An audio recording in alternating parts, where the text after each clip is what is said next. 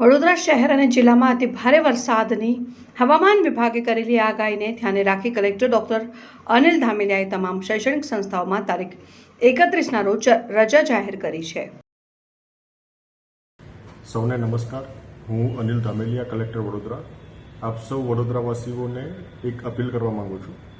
આજે સાંજે બંગાળની ખાડી તરફથી આવતું ડીપ ડિપ્રેશન એમની તીવ્રતા વધતી જઈ રહી છે અને ખાસ કરીને જ્યારે કોસ્ટલ ભાગમાં આવશે ત્યારે એમના મોઇશ્ચરના કારણે એમની તીવ્રતા ખૂબ વધારે થવાની શક્યતાઓ છે। ખૂબ તેજ ગતિથી આગળ આવે છે એટલે આ કિસ્સાની અંદર વડોદરા જિલ્લાની અંદર ઘણા બધા ભાગોની અંદર ભારેથી અતિભારે વરસાદ પડવાની આગાહી છે। મોટાભાગે મોડી રાતના સમયથી લઈને આવતીકાલના સમય દરમિયાન આ આગાહી છે એટલે આવતીકાલે ખાસ કરીને આપણે તકેદારીના તમામ પગલાઓ લેવા જોઈએ। વિશેષ કરીને પવનની ગતિ પણ આ ડિપ્રેશનની સાથે વધારે છે એટલે 45થી લઈને 55 કિલોમીટર પર અવરની સ્પીડથી પવન પણ ફૂંકાવાની શક્યતાઓ છે। તમામ વડોદરાવાસીઓને મારી વિનંતી છે કે આગામી 24 કલાક દરમિયાન આપણા માટે વિશેષ કરીને સંકટ થોડું વધારે છે એટલે આપ વિશેષ કરીને સુરક્ષિત સ્થાન રહો, આપ પોતે સુરક્ષિત રહો એ માટેના તમામ પ્રયાસો આપણે કરવાના છે। તમામ શૈક્ષણિક સંસ્થાઓમાં આપણે આવતીકાલે રજા જાહેર કરી છે। આથી કોઈ પણ સંસ્થાન, ખાસ કરીને શૈક્ષણિક સંસ્થાન તો બંધ હોય છે, આ ઉપરાંત વોકેશનલ એજ્યુકેશનલ ઇન્સ્ટિટ્યૂટ હોય, પોલિટેકનિક હોય અથવા કોચિંગ ક્લાસ હોય, આ તમામે બંધ રાખવાના છે। કોઈ પણ ઇન્સ્ટિટ્યુશન ચાલુ ના રહે એ બાબતની તકેદારી રાખવાની છે। શક્ય હોય ત્યાં સુધી કંપનીઝ અને અન્ય એસ્ટાબ્લિશમેન્ટ વર્ક ફ્રોમ હોમ કરે એ દિશાનો પ્રયત્ન આપણે કરવાનો છે। આ સિવાય તમામ વ્યક્તિઓ પોતે સુરક્ષિત સ્થળોએ રહે, નદી કાંઠાના વિસ્તાર કે તળાવવાળા વિસ્તારની અંદર ના જાય એ બાબતે આપણે તકેદારી રાખવાની છે।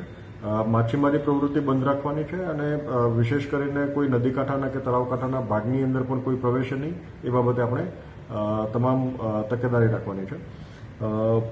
વિશેષ કરીને કોઈ કોઝવેની અંદર પાણી ભરાતા હોય તો એ પાણી પણ આપણે ઓળંગીએ નહીં, એમને ક્રોસ કરવાનો પ્રયત્ન ના કરીએ એ આપણે તકેદારી રાખીશું।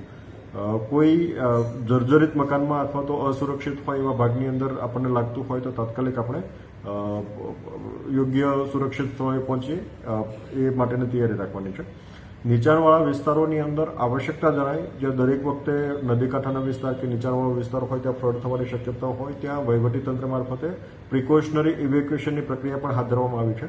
આથી આપ સૌને પણ અપીલ છે કે આમની અંદર એમને સહયોગ આપે, જરૂરિયાત લાગે ત્યાં શિફ્ટિંગ આપણે કરવું જોઈએ જેથી કરીને છેલ્લા સમયે કોઈ મુશ્કેલી ના પડે।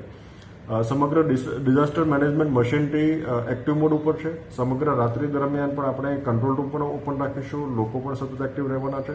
આપણી સમગ્ર મશીનરી એક્ટિવ છે। જરૂરિયાત લાગે ત્યાં આપણે એનડીઆરએફ, એસડીઆરએફ, આર્મી કે એરફોર્સની મદદ પણ લઈશું।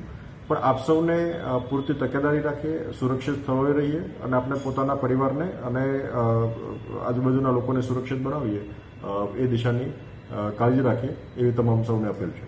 આભાર।